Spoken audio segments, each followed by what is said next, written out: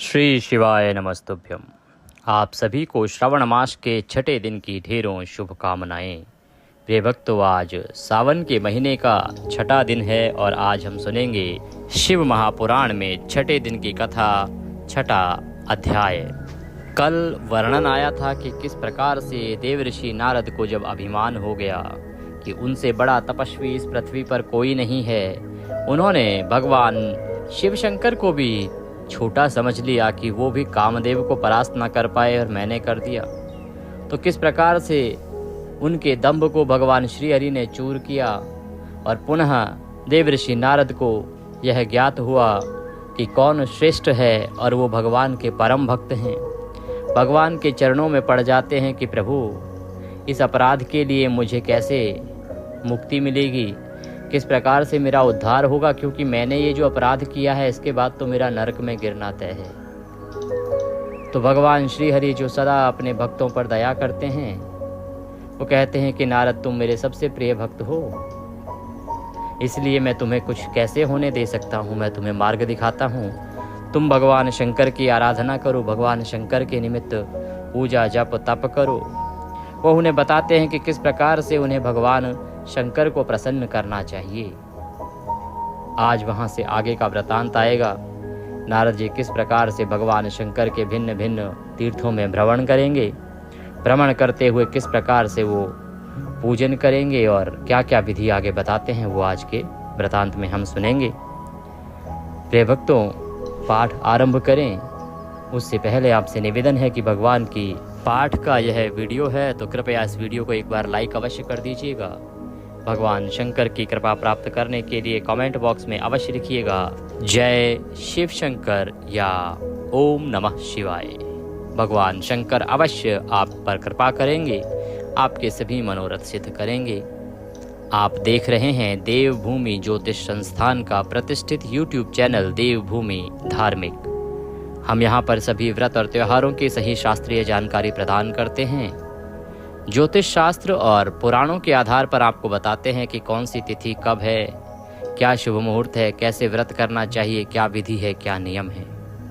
तो यदि आप सभी व्रत और त्योहारों की सही शास्त्रीय जानकारी प्राप्त करते रहना चाहते हैं, साथ ही सही महात्म्य और कथाएं सुनते रहना चाहते हैं, तो चैनल को अभी सब्सक्राइब कीजिए। और जब आप सब्सक्राइब का बटन दबाएंगे तो वहाँ एक घंटी का निशान बना हुआ आएगा, उसको अवश्य दबाइएगा, तभी आपको हमारे सारे वीडियो मिलेंगे, अन्यथा आपसे जानकारी छूट जाएगी। आइए प्रिय भक्तों, आज का वृतांत, आज का यह अध्याय आरंभ करते हैं। आप सुन रहे हैं श्री शिव महापुराण। गुरुजनों के चरणों में वंदना करते हैं। गुरुर् ब्रह्मा गुरुर्विष्णु गुरुर्देव महेश्वरः गुरुर् साक्षात् परब्रह्म तस्मै श्री गुरुवे नमः। बोलिए गुरुदेव महाराज की जय। माँ सरस्वती को प्रणाम करते हैं। या देवी सर्वभूतेषु माँ सरस्वती रूपेण संस्थिता नमस्तस्यै नमस्तस्यै नमस्तस्यै नमो नमः। बोलिए सरस्वती मात की जय। प्रथम पूज्य गणेश जी महाराज को प्रणाम करते हैं। बोलिए प्रथम पूज्य गणेश जी महाराज की जय। भगवान शंकर माता पार्वती के चरणों की वंदना करते हैं। शिव महापुराण की वंदना करते हैं। बोलिए श्री शिव महापुराण की जय। श्रवण मास की जय। बोलिए सब भक्तों की जय। हमारे जो भी दर्शक श्रद्धालुगण हमें देख रहे हैं या सुन रहे हैं, आप सभी संगत को, श्रोताओं को हमारा नमस्कार। प्रिय भक्तों, आरंभ करते हैं आज आगे का वृतांत कि किस प्रकार से नारद जी अब अपने अपराधों को धोने के लिए भगवान शंकर की आराधना करते हैं और उनके भिन्न भिन्न शिव तीर्थों में भ्रमण करते हैं। इसी के माध्यम से आप भगवान शंकर के भिन्न भिन्न तीर्थों की महिमा भी जान पाएंगे। ये महिमा बड़ी कल्याणकारी है। भगवान शंकर के इन तीर्थों की महिमा का श्रवण करने मात्र से मनुष्य के पाप नष्ट हो जाते हैं। वह भगवान शंकर का आशीर्वाद प्राप्त करता है। श्री सूत जी कहते हैं कि महर्षियों, श्री हरि के अंतर ध्यान हो जाने पर मुनि श्रेष्ठ नारद शिवलिंग का भक्ति पूर्वक दर्शन करते हुए पृथ्वी पर विचरने लगे, पृथ्वी पर घूमने लगे। ब्राह्मणों, भूमंडल पर घूम फिरकर उन्होंने भोग और मोक्ष देने वाले बहुत से शिवलिंगों का प्रेम पूर्वक दर्शन किया। जैसे ही भगवान विष्णु उनको भगवान शंकर की आराधना करने का संदेश देकर उपाय बताकर वहां से अंतर ध्यान हो गए, तो देव ऋषि जो नारद हैं उनका पूरा फोकस हो गया भगवान शंकर की भक्ति पर। अब तो उन्हें एक ही काम दिखाई देता था, भगवान शंकर की भक्ति किस प्रकार से की जाए, भगवान को किस प्रकार प्रसन्न किया जाए। अब क्योंकि भगवान के सर्वाधिक ज्योतिर्लिंग जो हैं वो पृथ्वी पर हैं, तो देव ऋषि नारद जो हैं अब पृथ्वी पर भ्रमण करने लगे, यहाँ वहाँ विचरने लगे और भगवान के जो भिन्न भिन्न ज्योतिर्लिंग हैं उनका प्रेम पूर्वक दर्शन करने लगे। दिव्यदर्शी नारद जी भूतल के तीर्थों में विचर रहे हैं और इस समय उनका चित्त शुद्ध है। यह जानकर वे दोनों शिवगण उनके पास गए। आपने पिछले अध्याय में सुना था, जब देव ऋषि नारद का चेहरा भगवान विष्णु की कृपा से वानर का हो गया था, तो भगवान के दो शिवगण जो उस स्वयंवर में थे जहाँ नारद जी विवाह करने के लिए पहुँचे थे, उन्होंने वहाँ नारद को कहा था कि देखो तुम्हारा मुंह बानर जैसा है, और वो उसके ऊपर हंस दिए थे। तो नारद जी ने उन दोनों को श्राप दे दिया था, याद होगा आपको।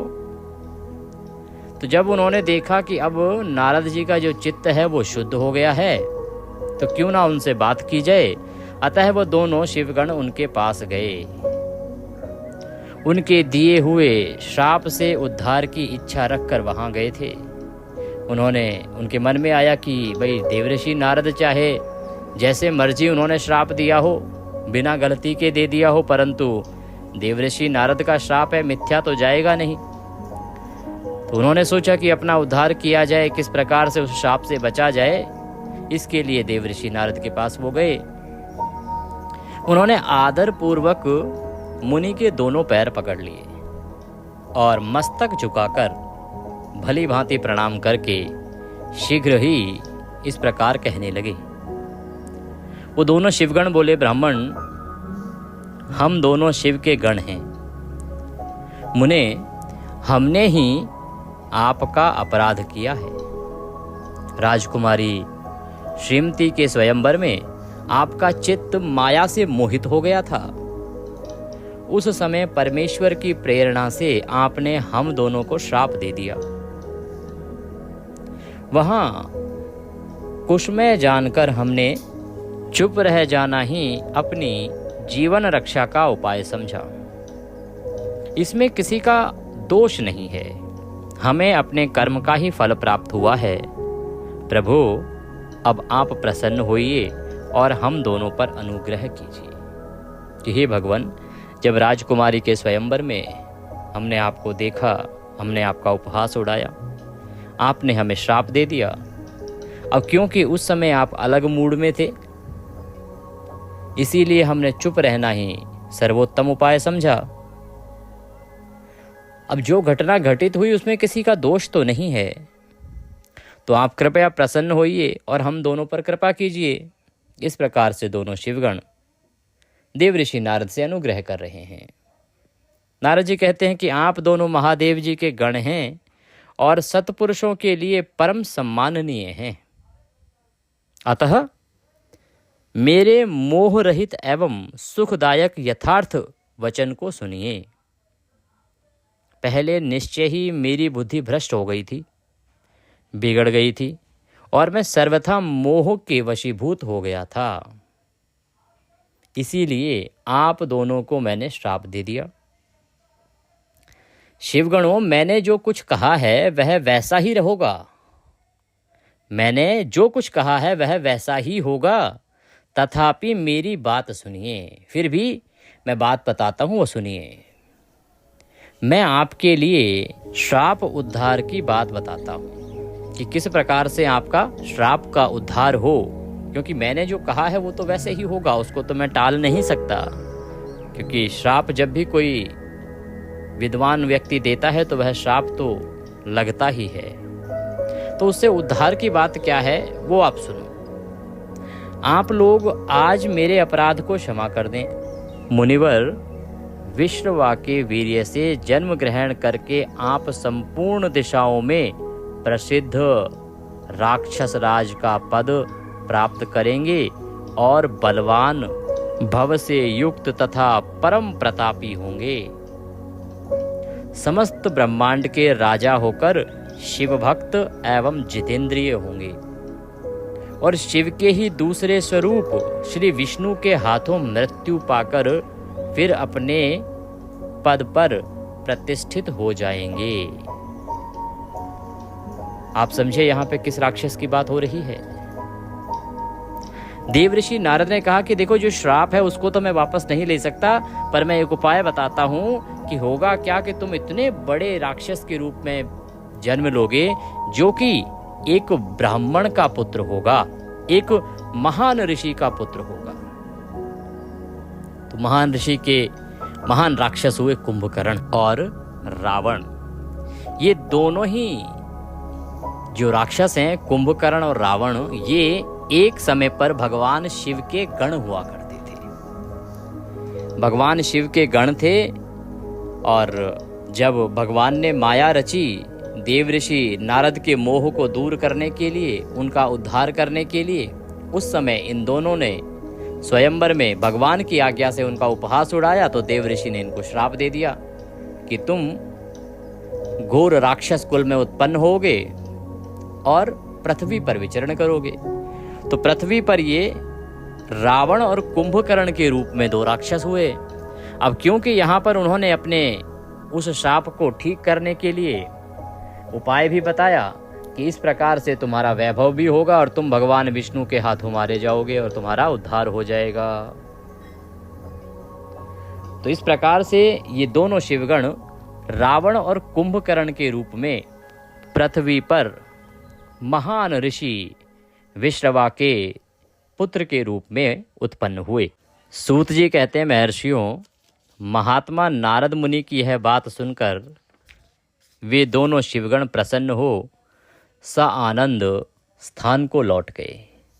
जब देवऋषि नारद ने ये बातें उनको बताई तो वो दोनों प्रसन्न हुए और वो अपने स्थान को लौट गए। श्री नारद जी भी अत्यंत आनंदित और अनन्य भाव से भगवान शिव का ध्यान तथा शिव तीर्थों का दर्शन करते हुए बारंबार भूमंडल में विचरने लगे। जहां भी उनको अवसर मिलता केवल एक ही धुन भगवान शंकर की, चित्त में सदा भगवान शंकर और उनके तीर्थों की यात्रा करना, उनके दर्शन करना। अंत में वे सबके ऊपर विराजमान शिव प्रिया काशीपुरी में गए, जो शिव स्वरूपिणी एवं शिव को सुख देने वाली है। काशीपुरी का दर्शन करके नारद जी कृतार्थ हो गए। उन्होंने भगवान काशीनाथ का दर्शन किया और परम प्रेम एवं परमानंद से युक्त हो उनकी पूजा की। काशी का सानंद सेवन करके वे मुनि श्रेष्ठ कृतार्थता का अनुभव करने लगे। उन्हें ऐसा लगने लगा कि अब वो कृतार्थ हो गए हैं भगवान की यहाँ पूजा करके और दर्शन करके, और प्रेम से विहल हो उसका नमन, वर्णन तथा स्मरण करते हुए ब्रह्मलोक को गए। निरंतर शिव का स्मरण करने से उनकी बुद्धि शुद्ध हो गई थी। वहां पहुंचकर शिव तत्व का विशेष रूप से ज्ञान प्राप्त करने की इच्छा से नारद जी ने ब्रह्मा जी को भक्ति पूर्वक नमस्कार किया और नाना प्रकार के स्तोत्रों द्वारा उनकी स्तुति करके उनसे शिव तत्व के विषय में पूछा। तो इस प्रकार से नारद जी पृथ्वी पर सभी जो भगवान शंकर के तीर्थ हैं उनका भ्रमण करते हैं। अंत में काशीपुरी जाते हैं और काशीनाथ का दर्शन करते हैं, क्योंकि काशीनाथ भगवान का परम प्रिय स्थान है। और भगवान की वहाँ भक्ति करके कीर्तन करके वो कृतार्थ हो जाते हैं। अब उनको याद आती है ब्रह्मलोक की, क्योंकि भगवान विष्णु ने कहा था कि पृथ्वी पर सभी भगवान शंकर के तीर्थों का दर्शन करो और उसके बाद भगवान शंकर के परम ज्ञान को प्राप्त करने के लिए ब्रह्मा जी के पास जाना। वो भगवान शंकर के परम भक्त हैं और वो अवश्य ही तुम्हें उनका वृतांत सुनाकर तुम्हारा उद्धार करेंगे, तुम्हारे सभी पापों का नाश करेंगे। तो इस प्रकार से नारद जी अब ब्रह्मलोक पहुंचते हैं और जो उनके पिता हैं ब्रह्मलोक के स्वामी ब्रह्मा जी को बारंबार नमस्कार करते हैं, उनके सामने स्तुति करते हैं और उनसे शिव तत्व के विषय में पूछते हैं। उस समय नारद जी का जो हृदय है वो भगवान शंकर के प्रति भक्ति भाव से परिपूर्ण था। वो भगवान शंकर की भक्ति में एक प्रकार से डूबे हुए थे। नारद जी बोले, ब्राह्मण, परब्रह्म परमात्मा के स्वरूप को जानने वाले पितामह, जगत प्रभु, आपके कृपा प्रसाद से मैंने भगवान विष्णु के उत्तम महात्म्य का पूर्णतया ज्ञान प्राप्त किया है। क्योंकि जब भगवान विष्णु के ज्ञान की बात आई थी तो ब्रह्मा जी ने ही देवऋषि नारद को वह ज्ञान तत्व प्रदान किया था, क्योंकि सबसे ज्ञानी तो वही है। तो नारद जी कहते हैं कि आपके ही द्वारा मैंने, आपकी कृपा से ही विष्णु के उत्तम महात्म्य का पूर्णतया ज्ञान प्राप्त किया था। भक्ति मार्ग, ज्ञान मार्ग, अत्यंत दुस्तर तपो मार्ग, दान मार्ग तथा तीर्थ मार्ग का भी वर्णन सुना है। आपने मुझे ज्ञान मार्ग भी समझाया, भक्ति मार्ग भी समझाया। बहुत ही मुश्किल जो तपो मार्ग है वह भी आपने मुझे उसका भी ज्ञान दिया, दान मार्ग का भी ज्ञान दिया, तीर्थ मार्ग का भी। परंतु शिव तत्व का ज्ञान मुझे अभी तक नहीं हुआ है। मैं भगवान शंकर की पूजा विधि को भी नहीं जानता। हे ब्राह्मण, मैं ना शंकर भगवान की पूजा विधि जानता हूँ, ना ही मुझे शिव तत्व का ज्ञान हुआ है। अतः प्रभु, आप क्रमशः इन विषयों तथा भगवान शिव के विविध चरित्रों को तथा उनके स्वरूप, तत्व, प्रकाट्य, विवाह, गृहस्थ्य, धर्म सब मुझे बताइए। हे निष्पाप पितामह, यह सब बातें तथा और भी जो आवश्यक बातें हों उन सब का वर्णन करना चाहिए। हे प्रजानाथ, शिव और शिवा के आविर्भाव एवं विवाह का प्रसंग विशेष रूप से कहिए तथा कार्तिकेय के जन्म की कथा भी मुझे सुनाइए। प्रभु, पहले बहुत लोगों से मैंने ये बात सुनी है किंतु तृप्त नहीं हो सका, इसलिए आपकी शरण में आया हूं, आप मुझ पर कृपा कीजिए। इस प्रकार से देवऋषि नारद ब्रह्मा जी के सामने प्रार्थना करते हैं कि वो अब शिव तत्व को प्राप्त करना चाहते हैं, शिव तत्व को जानना चाहते हैं। वो जानना चाहते हैं कि किस प्रकार से भगवान शंकर का प्रकाट्य हुआ, वो कैसे प्रकट हुए, कैसे उनका विवाह हुआ, उनका गृहस्थ जीवन कैसे शुरू हुआ और कुमार कार्तिकेय का जन्म किस प्रकार से हुआ। इस प्रकार से वो भगवान शंकर की सभी लीलाओं को श्रवण करना चाहते हैं। तो अब भगवान शंकर की सभी लीलाएं ब्रह्मा जी के मुख से आगे वर्णन की जाएंगी। तो नारद जी के इस प्रकार प्रणाम करके और प्रार्थना करने पर अपने पुत्र नारद की बात सुनकर लोक पितामह ब्रह्मा वहां इस प्रकार बोले। ब्रह्मा जी बोले, हे ब्राह्मण, देव शिरोमणे, तुम सदा समस्त जगत के उपकार में ही लगे रहते हो। तुमने लोगों के हित की कामना से यह बहुत ही उत्तम बात पूछी है, जिसके सुनने से संपूर्ण लोकों के समस्त पापों का क्षय हो जाता है, नाश हो जाता है। उस अनामय शिव तत्व का मैं तुमसे वर्णन करता हूँ। शिव तत्व का स्वरूप बड़ा ही उत्कृष्ट और अद्भुत है। जिस समय समस्त चराचर जगत नष्ट हो गया था, सर्वत्र केवल अंधकार ही अंधकार था। न सूर्य दिखाई देते थे, न चंद्रमा, अन्य अन्य ग्रहों और नक्षत्रों का भी पता ही नहीं था। ना दिन होता था ना रात। अग्नि, पृथ्वी, वायु और जल की भी सत्ता नहीं थी। प्रधान तत्व प्रकृति से रहित सूना आकाश मात्र शेष था। दूसरे किसी तेज की उपलब्धि नहीं होती थी। अदृष्ट आदि का भी अस्तित्व नहीं था। शब्द और स्पर्श भी साथ छोड़ चुके थे। गंध और रूप की भी अभिव्यक्ति नहीं होती थी। रस का भी अभाव हो गया था। दिशाओं का भी भान नहीं होता था। इस प्रकार सब ओर निरंतर सूची भेद्य घोर अंधकार फैला हुआ था। उस समय तत्सद ब्रह्म इस श्रुति में जो सत सुना जाता है एकमात्र वही शेष था। जब वह ऐसा जो इत्यादि रूप से निर्दिष्ट होने वाला भावात्मक जगत नहीं था, उस समय एकमात्र वह सत्य ही शेष था, जिसे योगी जन अपने हृदय आकाश के भीतर निरंतर रखते थे, निरंतर देखते थे। वह सत्तत्व मन का विषय है। वाणी की भी वहां तक कभी वाणी की भी पहुंच नहीं थी।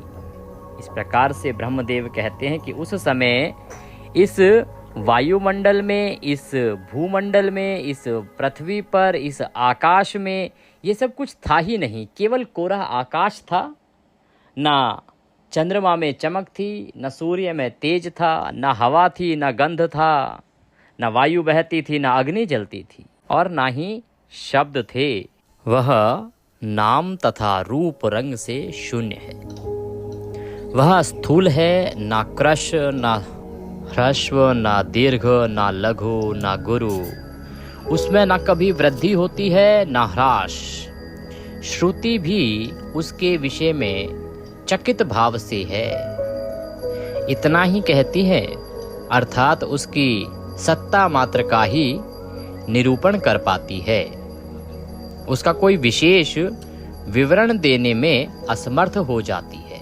वह सत्य, ज्ञान स्वरूप, अनंत परमानंदमय परम ज्योति स्वरूप, अप्रमेय, आधार रहित, निर्विकार, निराकार, निर्गुण, योगी गम्य, सर्वव्यापी, सबका एकमात्र कारण, निर्विकल्प, निरारंभ, माया शून्य, उपद्रव रहित, अद्वितीय, अनादि, अनंत, संकोच विकास से शून्य तथा चिन्मय है। जिस पर ब्रह्म के विषय में ज्ञान और अज्ञान से पूर्ण उक्तियों द्वारा इस प्रकार विकल्प किए जाते हैं, उसने कुछ काल के बाद सृष्टि का समय आने पर द्वितीय की इच्छा प्रकट की। उसके भीतर एक से अनेक होने का संकल्प उदित हुआ। तब उस निराकार परमात्मा ने अपनी लीला शक्ति से अपने लिए मूर्ति अर्थात आकार की कल्पना की। वह मूर्ति संपूर्ण ऐश्वर्य गुणों से संपन्न, सर्व ज्ञानमयी, शुभ स्वरूपा, सर्वव्यापिनी, सर्वरूपा, सर्वदर्शिनी, सर्वकारिणी, सबकी एकमात्र वंदनीय, सर्वाज्ञा, सब कुछ देने वाली और संपूर्ण संस्कृतियों का केंद्र थी। उस शुद्ध रूपिणी ईश्वर मूर्ति की कल्पना करके वह अद्वितीय, अनादि, अनंत, सर्व प्रकाशक, चिन्मय, सर्वव्यापी और अविनाशी पर ब्रह्म अंतरहित हो गया। जो मूर्ति रहित परम ब्रह्म है, उसकी मूर्ति भगवान सदाशिव हैं। अर्वाचीन और प्राचीन विद्वान उन्हीं को ईश्वर कहते हैं। उस समय एकाकी रहकर स्वेच्छानुसार विहार करने वाले उस सदाशिव ने अपने विग्रह से स्वयं ही एक स्वरूप भूता शक्ति की सृष्टि की, जो उनके अपने श्री अंग से कभी अलग होने वाली नहीं थी। उस पराशक्ति को प्रधान प्रकृति, गुणवती, माया, बुद्धि तत्व की जननी तथा विकार रहित बताया गया है। वह शक्ति अंबिका कही गई है। उसी को प्रकृति सर्वेश्वरी, त्रिदेव जननी, नित्या और मूल कारण भी कहते हैं। सदा शिव द्वारा प्रकट की गई उस शक्ति के 8 भुजाएं हैं। उस शुभ लक्षणा देवी की मुख की शोभा विचित्र है। वह अकेली ही अपने मुखमंडल में सदा 1 सहस्त्र चंद्रमाओं की कांति धारण करती है। नाना प्रकार के आभूषण उसके श्री अंगों की शोभा बढ़ाते हैं। वह देवी नाना प्रकार की गतियों से संपन्न है और अनेक प्रकार के अस्त्र शस्त्र धारण करती है। उसके खुले हुए नेत्र खिले हुए कमल के समान जान पड़ते हैं। वह अचिंत्य तेज से जगमगाती है। वह सबकी योनि है और सदा उद्यमशील रहती है। एकाकिनी होने पर भी वह माया संयोग वसात अनेक हो जाती है। वे जो सदाशिव हैं उन्हें परम पुरुष, ईश्वर, शिव, शंभु और महेश्वर कहते हैं। वे अपने मस्तक पर आकाश गंगा को धारण करते हैं। उनके भाल देश में चंद्रमा शोभा पाते हैं। उनके 5 मुख हैं और प्रत्येक मुख में 3-3 नेत्र हैं। उनका चित्त सदा प्रसन्न रहता है। वे 10 भुजाओं से युक्त और त्रिशूलधारी हैं। उनके श्री अंगों की प्रभा कर्पूर के समान श्वेत और गौर है। वे अपने सारे अंगों में भस्म रमाए रहते हैं। उन काल रूपी ब्रह्म ने एक ही समय शक्ति के साथ शिवलोक नामक क्षेत्र का निर्माण किया था। उस उत्तम क्षेत्र को ही काशी कहते हैं। वह परम निर्वाण या मोक्ष का स्थान है जो सबके ऊपर विराजमान है। वे प्रियतम रूप शक्ति और शिव जो परमानंद स्वरूप हैं उस मनोरम क्षेत्र में नित्य निवास करते हैं। काशीपुरी परमानंद रूपिणी है। मुने, शिव और शिवा ने प्रलय काल में भी कभी उस क्षेत्र को अपने सानिध्य से मुक्त नहीं किया है। ये महिमा आप काशीपुरी की भी सुन रहे हैं। देखिए, जहाँ भगवान शंकर की बात आती है तो उनके उद्गम से ही जब इस सृष्टि की रचना हुई तभी से वो जो स्थान है वो भगवान शंकर को अति प्रिय है। ब्रह्मदेव कहते हैं कि प्रलय काल में भी, जो प्रलय का समय होता है उस समय पर भी, उस प्रलय काल में भी भगवान शिव और माता पार्वती काशीपुरी को नहीं छोड़ते हैं, नहीं त्यागते हैं, सदा उस पर अनुग्रह करते हैं। इसीलिए विद्वान पुरुष उसे अविमुक्त क्षेत्र के नाम से भी जानते हैं। वह क्षेत्र आनंद का हेतु है। इसलिए पिनाकधारी शिव ने पहले उसका नाम आनंद वन रखा था। उसके बाद वह अविमुक्त के नाम से प्रसिद्ध हुआ। देवर्षि, एक समय उस आनंद वन में रमण करते हुए शिवा और शिव के मन में यह इच्छा हुई कि किसी दूसरे पुरुष की भी सृष्टि करनी चाहिए, अर्थात रचना करनी चाहिए, जिस पर यह सृष्टि संचालन का महान भार रखकर हम दोनों केवल काशी में रहकर इच्छा अनुसार विचरें और निर्वाण धारण करें। वही पुरुष हमारे अनुग्रह से सदा सबकी सृष्टि करे, पालन करे, वही अंत में सबका संहार भी करे। यह चित्त एक समुद्र के समान है। इसमें चिंता की उत्ताल तरंगे उठ उठ कर इसे चंचल बनाए रहती हैं। इसमें सत्वगुण रूपी रत्न, तमोगुण रूपी ग्राह, रजोगुण रूपी मूंगे भरे हुए हैं। इस विशाल चित्त समुद्र को संकुचित करके हम दोनों उस पुरुष के प्रसाद से आनंद कानन काशी में सुखपूर्वक निवास करें। यह आनंदवन वह स्थान है जहां हमारी मनोवृत्ति सब ओर से सिमटकर इसी में लगी हुई है तथा जिसके बाहर का जगत चिंता से आतुर प्रतीत होता है।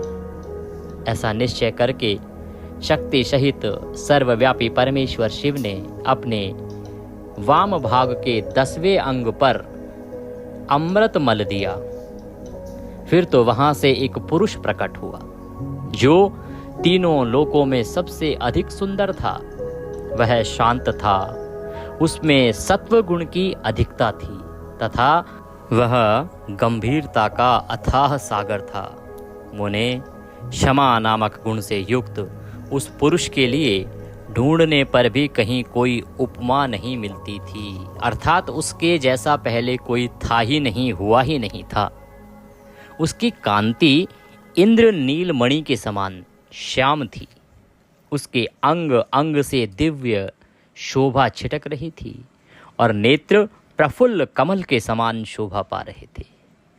श्रीअंगों पर स्वर्ण की सी कांति वाले 2 सुंदर रेशमी पीतांबर शोभा दे रहे थे। किसी से भी पराजित ना होने वाला वह वीर पुरुष अपने प्रचंड भुजदंडों से सुशोभित हो रहा था। तदंतर उस पुरुष ने परमेश्वर शिव को प्रणाम करके कहा, स्वामिन, मेरे नाम निश्चित कीजिए और काम बताइए। उस पुरुष की यह बात सुनकर महेश्वर भगवान शंकर हंसते हुए मेघ के समान गंभीर वाणी में उससे बोले। शिव ने कहा, वत्स, व्यापक होने के कारण तुम्हारा विष्णु नाम विख्यात हुआ। इसके सिवा और भी बहुत से नाम होंगे जो भक्तों को सुख देने वाले होंगे। तुम सुस्थिर उत्तम तप करो, क्योंकि वही समस्त कार्यों का साधन है। ऐसा कहकर भगवान शिव ने श्वास मार्ग से श्री विष्णु को वेदों का ज्ञान प्रदान किया।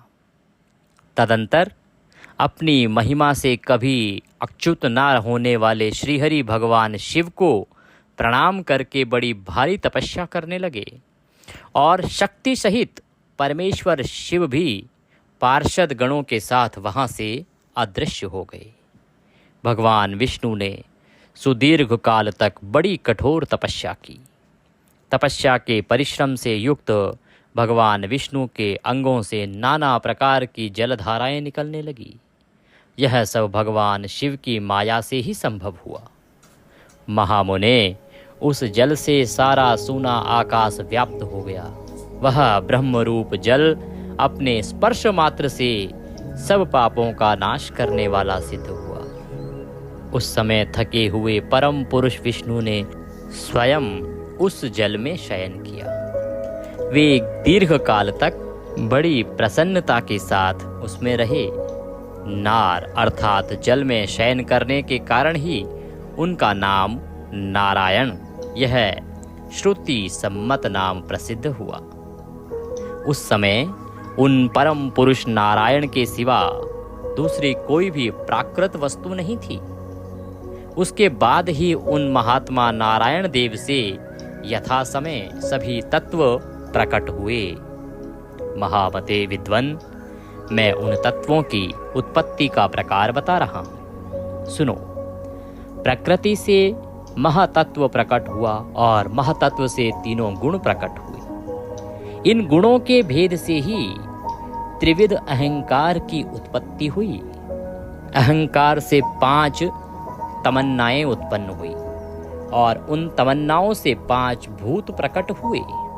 उसी समय ज्ञानेंद्रियों और कर्मेंद्रियों का भी प्रादुर्भाव हुआ। मुनिश्रेष्ठ, इस प्रकार मैंने तुम्हें तत्वों की संख्या बताई है। इनमें से पुरुषों को छोड़कर शेष सारे तत्व प्रकृति से प्रकट हुए हैं। इसीलिए सब के सब जड़ हैं। तत्वों की संख्या 24 है। उस समय एकाकार हुए 24 तत्वों को ग्रहण करके वे परम पुरुष नारायण भगवान शिव की इच्छा से ब्रह्म रूप जल में सो गए। ब्रह्मा जी कहते हैं कि देवर्षि, जब नारायण देव जल में शयन करने लगे, उस समय उनकी नाभि से भगवान शंकर की इच्छावश सहसा एक उत्तम कमल प्रकट हुआ, जो बहुत बड़ा था। उसमें असंख्य नालदंड थे। उसकी कांति कनेर के फूल के समान पीले रंग की थी तथा उसकी लंबाई और ऊंचाई भी अनंत योजन थी। वह कमल करोड़ों सूर्यों के समान प्रकाशित हो रहा था। सुंदर होने के साथ ही संपूर्ण तत्वों से युक्त था और अत्यंत अद्भुत, परम रमणीय, दर्शन के योग्य तथा सबसे उत्तम था। तत्पश्चात कल्याणकारी परमेश्वर सांब सदाशिव ने पूर्ववत प्रयत्न करके मुझे अपने दाहिने अंग से उत्पन्न किया। मुने, उन महेश्वर ने मुझे तुरंत ही अपनी माया से मोहित करके नारायण देव के नाभि कमल में डाल दिया और लीला पूर्वक मुझे वहां से प्रकट किया। इस प्रकार उस कमल से पुत्र के रूप में मुझ हिरण्यगर्भ का जन्म हुआ। मेरे 4 मुख हुए और शरीर की कांति लाल हुई। तो ब्रह्मदेव कहते हैं कि इस प्रकार से पहले सृष्टि स्वरूपा देवी पार्वती जगदम्बा और भगवान शंकर ही इस सृष्टि में थे। कोई प्रकृति नहीं थी, कोई जीव नहीं था, ना कोई श्वास था, ना कोई शब्द था। फिर भगवान शंकर और माता पार्वती ने विचार किया कि कोई तो ऐसा हो जो इस सृष्टि को आगे बढ़ाए, जो इसका पालन करे, जो इसका संहार करे।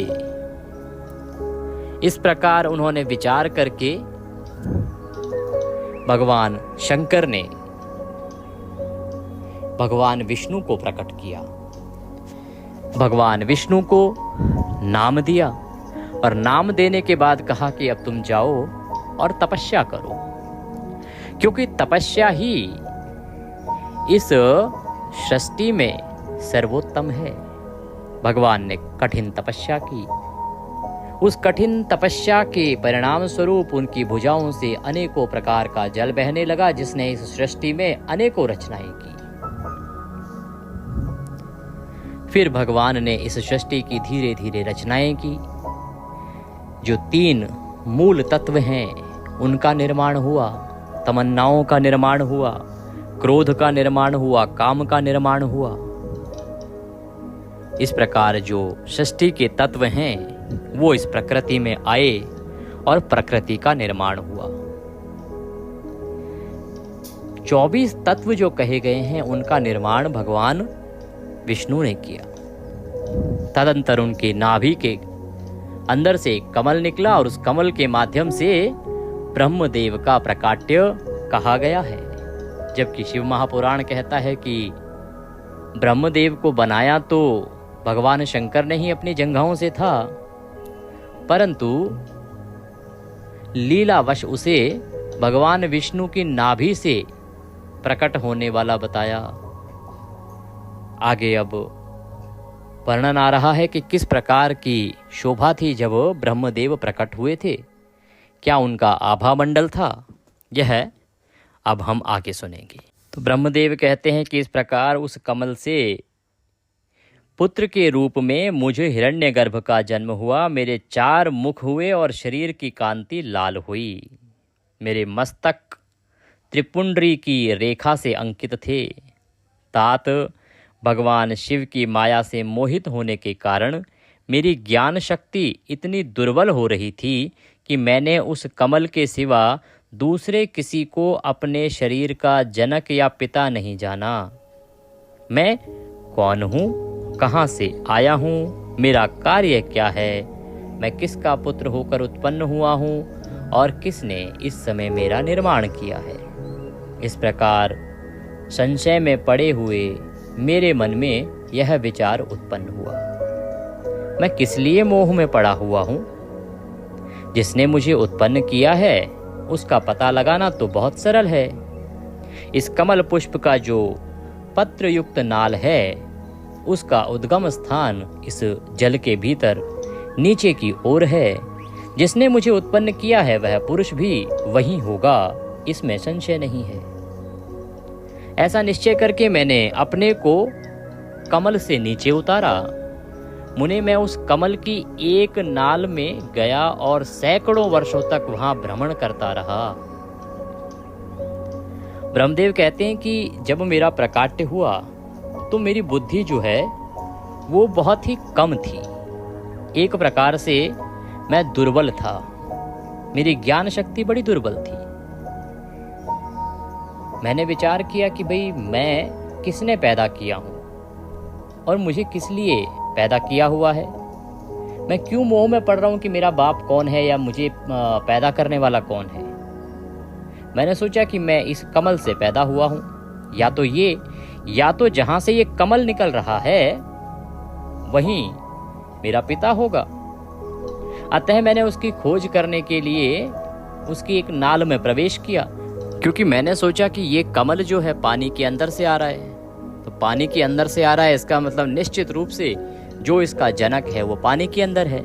अतः मैंने उसके नाल में प्रवेश कर गया। अब कमल के फूल में तो अनेकों नाल होते हैं, मैं एक नाल में गया और सैकड़ों वर्षों तक वहीं भ्रमण करता रहा, किंतु कहीं भी उस कमल के उद्गम का उत्तम स्थान मुझे नहीं मिला। तब पुनः संशय में पड़कर मैं उस कमल पुष्प पर जाने को उत्सुक हुआ।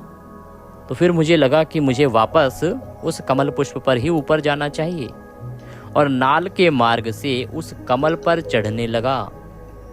इस तरह बहुत ऊपर जाने पर भी मैं उस कमल के कोश को न पा सका। उस दशा में मैं और भी मोहित हो उठा कि हे नारद, जब मुझे सैकड़ों वर्ष व्यतीत हो गए तो मुझे लगा कि आगे तो मैं बढ़ नहीं पाऊंगा, पता कर नहीं पाऊंगा कि ये कहाँ से आ रहा है। तो मुझे फिर से वापस अपने उद्गम स्थान और कमल के पुष्प पर ऊपर ही जाना चाहिए।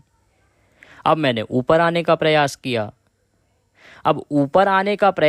लेकिन मैं कमल के कोश को प्राप्त नहीं कर पाया। मैं ऊपर आने का मार्ग ही नहीं ढूंढ पाया कि ऊपर कैसे जाया जाए। और जब इस प्रकार की स्थिति मेरे ऊपर आन पड़ी तो उस दशा में मैं और भी अधिक मोहित हो उठा, अर्थात माया का और अधिक प्रभाव मेरे ऊपर हो गया।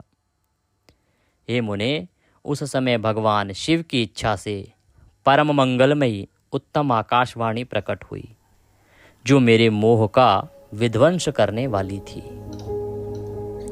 उस वाणी ने कहा, तपस्या करो। उस आकाशवाणी को सुनकर मैंने अपने जन्मदाता पिता का दर्शन करने के लिए उस समय पुनः प्रयत्न पूर्वक 12 वर्षों तक घोर तपस्या की। तब मुझ पर अनुग्रह करने के लिए ही 4 भुजाओं और सुंदर नेत्रों से सुशोभित भगवान विष्णु वहां सहसा प्रकट हो गए। उन परम पुरुष ने अपने हाथों में शंख, चक्र, गदा और पद्य धारण कर रखे थे। उनके सारे अंग सजल जलधर के समान श्याम कांति से सुशोभित थे। उन परम प्रभु ने सुंदर पीतांबर पहन रखा था। उनके मस्तक आदि अंगों में मुकुट आदि महामूल्यवान आभूषण शोभा पा रहे थे। उनका मुखारविंद प्रसन्नता से खिला हुआ था। मैं उनकी छवि पर मोहित हो रहा था। वे मुझे करोड़ों कामदेवों के समान मनोहर दिखाई दिए। उनका वह अत्यंत सुंदर रूप देखकर मुझे बड़ा आश्चर्य हुआ। वे सांवली और सुनहरी आभा से उद्भासित हो रहे थे। उस समय उन सदसत्व स्वरूप सर्वात्मा 4 भुजा धारण करने वाले महाबाहु नारायण को वहां उस रूप में अपने साथ देखकर मुझे बड़ा हर्ष हुआ। तदंतर उन नारायण देव के साथ मेरी बातचीत आरंभ हुई। भगवान शिव की लीला से वहां हम दोनों में कुछ विवाद छिड़ गया। इसी समय हम लोगों के बीच में एक महान अग्नि स्तंभ ज्योतिर्मय लिंग प्रकट हुआ। ब्रह्मदेव कहते हैं कि जब वो अज्ञान रूप में थे तो उन्होंने पिता की खोज की। पिता की खोज नहीं कर पाए तो नीचे गए तो ऊपर ना आ पाए। वो बड़े परेशान हो गए। सैकड़ों वर्ष व्यतीत हो गए। तो एक आकाशवाणी ने उन्हें यह आभास कराया कि तपस्या करो। तो मैंने इस प्रण के साथ, इस संकल्प के साथ कि मुझे अपने पिता से मिलना है, तपस्या आरंभ की। इसके परिणाम स्वरूप मेरे पिता के रूप में मुझे चतुर्भुजधारी भगवान विष्णु के दर्शन हुए। तदंतर हमारे बीच में काफ़ी बातें हुई। परंतु तभी ब्रह्मदेव और विष्णु भगवान के बीच में एक विवाद छिड़ गया। तो वो दोनों विवाद कर ही रहे थे कि तभी उन दोनों के बीच में एक ज्योतिर्मय लिंग प्रकट हो गया। मैंने और श्री विष्णु ने क्रमशः ऊपर और नीचे जाकर उसके आदि अंत का पता लगाने के लिए बड़ा प्रयत्न किया। वो कहते हैं कि मैं कभी ऊपर जाता, कभी नीचे जाता, विष्णु भी कभी ऊपर जाते, कभी नीचे जाते। हम कोशिश कर रहे थे कि ये आया कहाँ से है, इसका क्या आदि है, क्या अंत है, ये कहाँ से शुरू हो रहा है, कहाँ समाप्त हो रहा है। हमने बहुत प्रयास किया, परंतु हमें कहीं भी उसका और छोर दिखाई नहीं दिया, कोई और छोर मिला ही नहीं। अनेकों प्रयत्न करने के बाद भी हम उसको पार ना पा पाए कि वो कहाँ से शुरू है, कहाँ समाप्त। कहते हैं कि मैं थककर ऊपर से नीचे लौट आया और भगवान विष्णु भी उसी तरह नीचे से ऊपर आकर मुझसे मिले। हम दोनों शिव की माया से मोहित थे। हम दोनों के ऊपर शिव की माया जो है वो असर दिखा रही थी। हम दोनों शिव की माया से मोहित थे, उनकी माया असर कर रही थी। श्री हरि ने मेरे साथ आगे पीछे और अगल बगल से परमेश्वर शिव को प्रणाम किया। फिर वे सोचने लगे, यह क्या वस्तु है, इसके स्वरूप का निर्देश नहीं किया जा सकता, क्योंकि ना तो इसका कोई नाम है और ना कर्म ही है। लिंग रहित तत्व ही यहाँ लिंग भाव को प्राप्त हो गया है। ध्यान मार्ग में भी इसके स्वरूप का कुछ पता नहीं चलता। इसके बाद मैं और श्रीहरि दोनों ने अपने चित्त को स्वस्थ करके उस अग्नि स्तंभ को प्रणाम करना आरंभ किया। भगवान श्रीहरि कहने लगे कि उन्होंने अपनी विद्या के अनुसार जो देखा है, जो जाना है, जो उनकी शिक्षा दीक्षा है, उसके अनुसार तो इसके बारे में कहीं कोई जानकारी ही नहीं है कि ये कौन सा स्तंभ है, कहाँ से आया है, क्यों है, क्या इसका होना चाहिए। तब हम दोनों ने ये निश्चय किया कि हम उसे प्रणाम करते हैं। तो हमने उनको प्रणाम करना आरंभ किया, उस स्तंभ को बारंबार प्रणाम किया। हम दोनों बोले, महाप्रभु, हम आपके स्वरूप को नहीं जानते। आप जो कोई भी क्यों न हो, आपको हमारा नमस्कार है। महेशान, आप शीघ्र ही हमें अपने यथार्थ रूप का दर्शन कराइए। मुनिश्रेष्ठ, इस प्रकार अहंकार से आविष्ट हुए हम दोनों ही वहां नमस्कार करने लगे। ऐसा करते हुए हमारे 100 वर्ष बीत गए। वो कहते हैं कि जो ज्योतिर्स्तंभ प्रकट हुआ था, पहले हमने उसका छोर ढूंढा, छोर नहीं मिला। हमने अपने ज्ञान का प्रयोग किया, ज्ञान के बाद भी उससे कोई जानकारी प्राप्त नहीं हुई, क्योंकि हमारी हार्ड डिस्क में तो उसका डाटा ही फीड नहीं था। आजकल होता है ना कि सिस्टम डाटा से चेक कर लेते हैं सब। तो कहते हैं कि वो वस्तु ही ऐसी थी जिसकी जानकारी हमारी हार्ड डिस्क में डाली ही नहीं गई थी। वो कौन सा सॉफ्टवेयर नया आ गया था। फिर हमने उसको प्रणाम किया कि भाई आप जो भी हैं, हम आपको बारंबार प्रणाम करते हैं। आप हमें अपना सही रूप दिखाएं और हमारा मार्गदर्शन करें। इस प्रकार नमस्कार करते करते हमें 100 वर्ष बीत गए, परंतु दर्शन नहीं हुए। बोलिए शंकर भगवान की जय। इसी के साथ आज का यह अध्याय यहाँ पूर्ण होता है। कल हम सुनेंगे इससे आगे का वृतांत। बड़ा ही रोचक प्रसंग है आगे जो आने वाला है, कि किस प्रकार से भगवान शंकर का अब यहाँ प्रादुर्भाव होगा, प्रकाट्य होगा, और किस प्रकार से भगवान शंकर ब्रह्मदेव का जो घमंड है उसको चूर्ण करेंगे। किस प्रकार से केतकी को, पुष्प केतकी को यहाँ श्राप की घटना भी आगे घटित होगी। तो बहुत ही मनोरम दृश्य रहेंगे आगे, बहुत ही उत्तम शिक्षाप्रद कथा रहेगी, वृतांत रहेगा आगे, जो हम कल परसों के अध्यायों में सुनेंगे। आज के इस अध्याय में हम यहीं विराम देंगे। कल हम सुनेंगे इससे आगे की कथा अगले अध्याय में। आप सुन रहे थे देवभूमि ज्योतिष संस्थान के YouTube चैनल पर शिव महापुराण। श्री शिव महापुराण आपका कल्याण करें, भगवान शंकर प्रसन्न हो। ये जो वीडियो है ये बहुत ही शिक्षाप्रद वीडियो है, भगवान की कथा का वीडियो है, तो संभव हो तो इसे अधिक से अधिक लोगों के साथ शेयर करें, साझा करें, क्योंकि चातुर्मास भी चल रहा है और मेरे नारायण कहते हैं कि भगवत कथाओं को जितना प्रचार करेंगे, प्रसार करेंगे, जितना लोगों को सुनाएंगे और सुनेंगे या सुनाने का माध्यम बनेंगे, उतना ही आपका कल्याण होगा।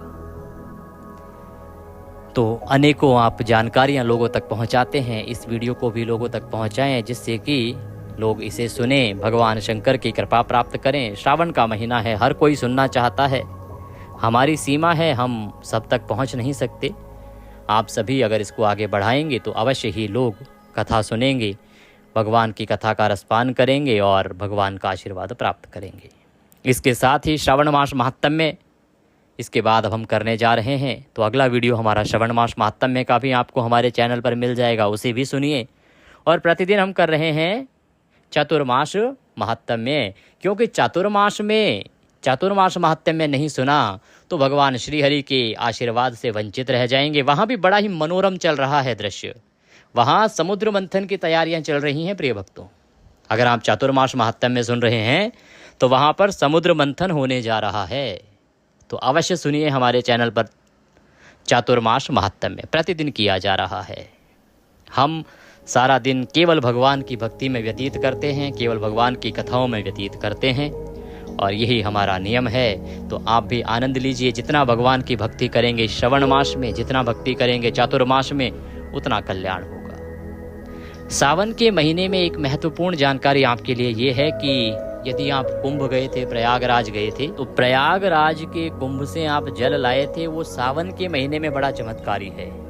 और विशेष रूप से उसकी शुरुआत हो रही है 16 तारीख को, क्योंकि 16 तारीख को अगर आप दैवीय दृष्टि से देखें, आध्यात्मिक दृष्टि से देखें, तो सूर्य दक्षिणायन हो रहे हैं।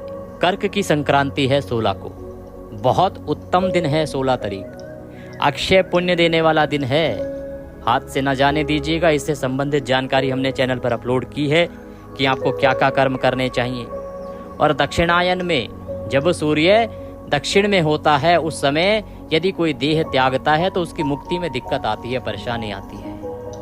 उसके लिए ये जो कर्क की संक्रांति का दिन है, ये सबसे महत्वपूर्ण है। एक उपाय इसमें शास्त्रों ने रखा है, इसको करते हैं तो मनुष्य का कल्याण अवश्य होता है। बच्चा हो, बड़ा हो, बूढ़ा हो, सबको करना चाहिए ये उपाय, जिससे कि अगर किसी भी कारण से देह छूट जाती है तो उसे सूर्य के दक्षिणायन होने पर मुक्ति में कोई बाधा प्राप्त ना हो। मुक्ति पाना चाहते हैं तो ये कर्क की संक्रांति पर इस उपाय को अवश्य कीजिएगा और उस वीडियो को देख लीजिएगा। साथ ही कुंभ का जल कैसे आप इन तिथियों पर प्रयोग कर सकते हैं, बड़ा ही कल्याणकारी है, वह जानकारी भी वीडियो के माध्यम से अपलोड की है, उसको भी अवश्य देखिएगा। ना मिले तो लिंक पूछ लीजिएगा, हम आपके लिए दोनों ही लिंक अपने डिस्क्रिप्शन बॉक्स में डाल देंगे, वहां से आप दोनों वीडियो देख सकते हैं। भगवान शंकर सब पर कृपा करें। वीडियो अच्छा लगे तो लाइक अवश्य कीजिएगा, कमेंट बॉक्स में लिखिएगा जय शिव शंकर। भगवान शंकर अवश्य कृपा करेंगे। जय भोलेनाथ।